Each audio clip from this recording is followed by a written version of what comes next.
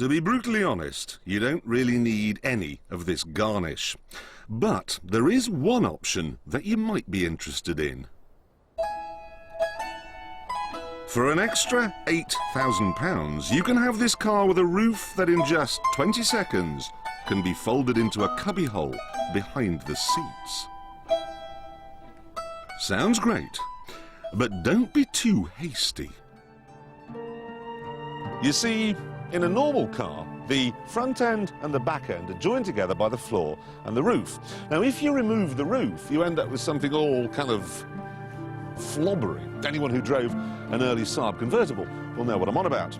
So to compensate, engineers have to fit lots of strengthening beams, which add weight. And weight spoils the performance, it spoils the handling, it spoils the economy, it spoils everything.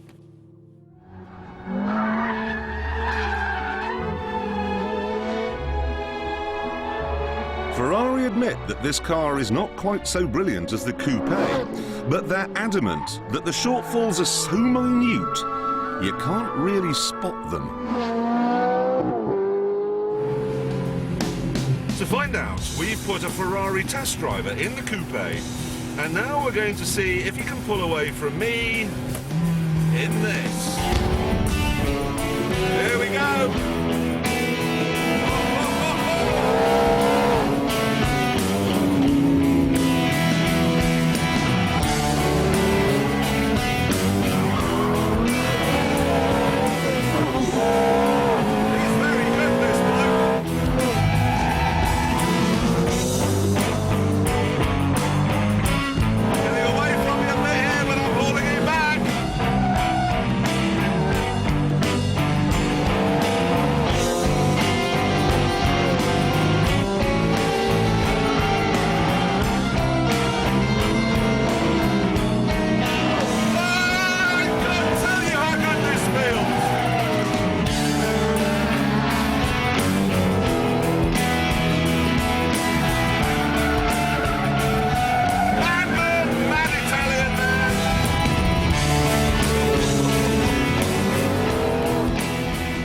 So the convertible really is as fast as the coupe.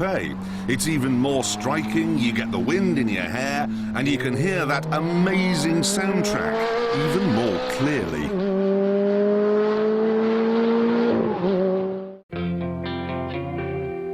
Plainly then, you're going to say to the salesman, yes, I'll have the convertible. Nice idea, but it could very well be the biggest mistake of your entire life. And here's why.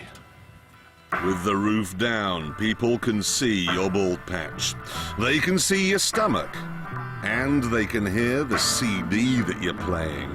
Nights in white satin. So you'll end up with what is very possibly the greatest driving machine ever made. And it'll make you look like a complete dork. Never meaning to send.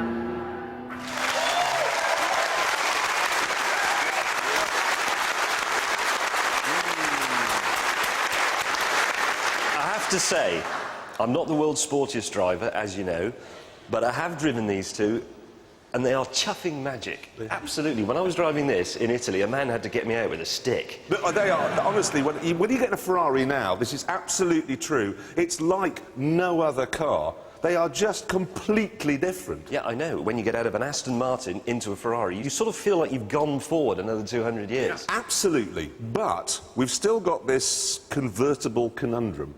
Who here, of the two, would choose the soft top? Hands up. Let's have a look. Who'd choose it? You'd choose the soft top. You've... Yes? Yeah, I would, yeah. Why? It's nice. Yeah, but do you think that we want to look at your face behind the wheel of that? Yeah, why not? Because it's horrid. Anyone, keep your hands up. Let's have a look round. Who else would go for the convertible? Well, there were more hands than that a minute ago. Now you've all suddenly gone all timid. The thing you've got to remember is this. If, when you look in the mirror, you look like Jose Mourinho, then you can have the soft top. If, when you look in the mirror, you look like Jose Pasquale, then you can't. I mean, let me demonstrate. Which one would you rather have? The hard top. Fine, OK. Now look at this. Would you like to step inside? You step inside there, and I'll just show something to you, okay? Easier said than done. There we are, you're in. Now, this is perfect, because he's having the time of his life, and we don't have to look at him. Anyway, we must now find out how fast this goes round our track, which means, of course, we must hand it over to our tame racing driver. Some say that his heart ticks like a watch, and that he's confused by stairs. All we know is he's called the Stig. Oh, away he goes! Masses of wheel spin off the line. Of course, Stig has all the electronics off because he has the talent to handle the power. And the fact he fears neither pain nor death, of course. First corner looking smooth. That is very flat, very neat. Textbook stuff.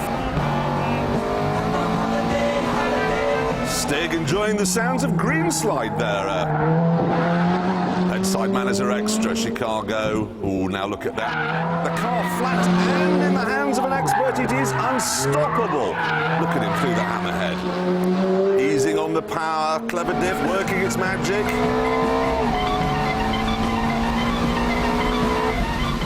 Actually, that's quite a poor song, to be honest. Now, here he comes into the follow-through. Changes up a bit, but he hasn't lifted. Up to the tyres. Whoa! We've had Aston Martin Le Mans racer and an F1 car through there. Nothing has hit the tyre wall with that much violence. He's only got Gambon to go. This is going to be quick if he can keep it together and across the line. No, fight down. We analysed that footage. The Stig actually hit the tyres. He was cutting it so fine there was a line of rubber all down the side of the Ferrari when he finished. Even so, do you want to know what time he did? Yeah. 1:22.9, which is there.